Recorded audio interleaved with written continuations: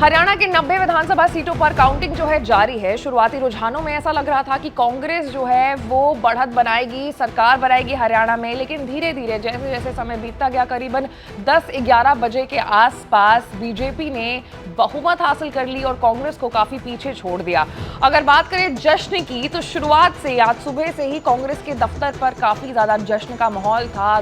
ढोल नगाड़ों के साथ कांग्रेस के जो कार्यकर्ता थे वो जश्न मना रहे थे, मिठाइयां बंट रही थी कांग्रेस के दफ्तर में। लेकिन वहीं अब जैसे जैसे रुझानों में बीजेपी की बढ़त हुई, ये तस्वीर बिल्कुल उलट करके रह गई। कांग्रेस के दफ्तर के बाहर लोगों में सुस्ती देखी जा रही है, ढोल नगाड़ों को जमीन पर रख दिया गया है, लोग जो है काफी ज्यादा निराश लग रहे हैं। और वहीं दूसरी तरफ अगर हम बीजेपी ऑफिस को देखें तो वहां पर शुरुआत से एक ही सा माहौल दिख रहा है। ढोल नगाड़ों के साथ बीजेपी के जो समर्थक हैं वो रुझानों का स्वागत कर रहे हैं, दावा कर रहे हैं कि बहुमत की सरकार बनेगी बीजेपी की हरियाणा में। और तस्वीरें बिल्कुल से ही उलट गई है। अगर एग्जिट पोल की भी हम बात करें तो एग्जिट पोल में भी 5 तारीख को जब वोटिंग हुई थी तो एग्जिट पोल में भी यही साफ देखने को मिला था कि कांग्रेस जो है बढ़त के साथ हरियाणा में सरकार बनाएगी। लेकिन ये जो नतीजे खुल करके सामने आ रहे हैं, इससे ये साफ पता चल रहा है कि अब कांग्रेस पीछे रह गई है और बीजेपी बहुमत की सरकार हरियाणा में बना सकती है।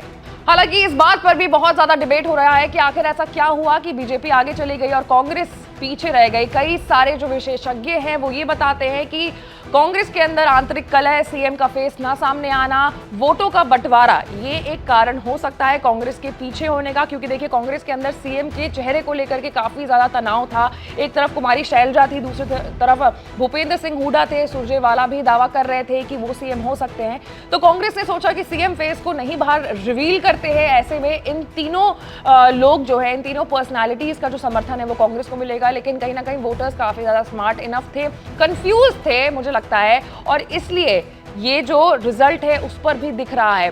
दूसरी तरफ एक और बात ये भी है कि इस बार आम आदमी पार्टी भी हरियाणा में चुनाव लड़ रही है और विशेषज्ञों का ये भी कहना है कि शायद वोटों का बंटवारा भी हो गया है। देखिए, अगर हरियाणा में कांग्रेस जीतती तो ये राहुल गांधी के लिए, कांग्रेस के लिए एक बहुत बड़ी सफलता के रूप में हम देखते, क्योंकि आने वाले समय में महाराष्ट्र में, झारखंड में और दिल्ली में भी विधानसभा चुनाव होने वाले हैं। जम्मू कश्मीर की अगर हम बात करें तो वहां पर अभी भी कांग्रेस जो है वो बढ़त नहीं है, जो कि बीजेपी के लिए काफी ज्यादा शॉकिंग है। क्योंकि आर्टिकल 370 के बाद बीजेपी को ऐसा लग रहा था कि वहां पर जम्मू कश्मीर में जो 10 साल बाद विधानसभा चुनाव हुए हैं उसमें बीजेपी को बढ़त मिलेगी। लेकिन नतीजों ने सब कुछ उलटफेर करके रख दिया है। सबसे ज्यादा शॉकिंग तस्वीर जो आ रही है वो हेडक्वार्टर्स के सामने से आ रही है, पार्टी ऑफिस के सामने से आ रही है। दो तस्वीरें अलग अलग है। जहां सुबह में जश्न का माहौल था, वहीं अब सन्नाटा जो है पसरता गया है।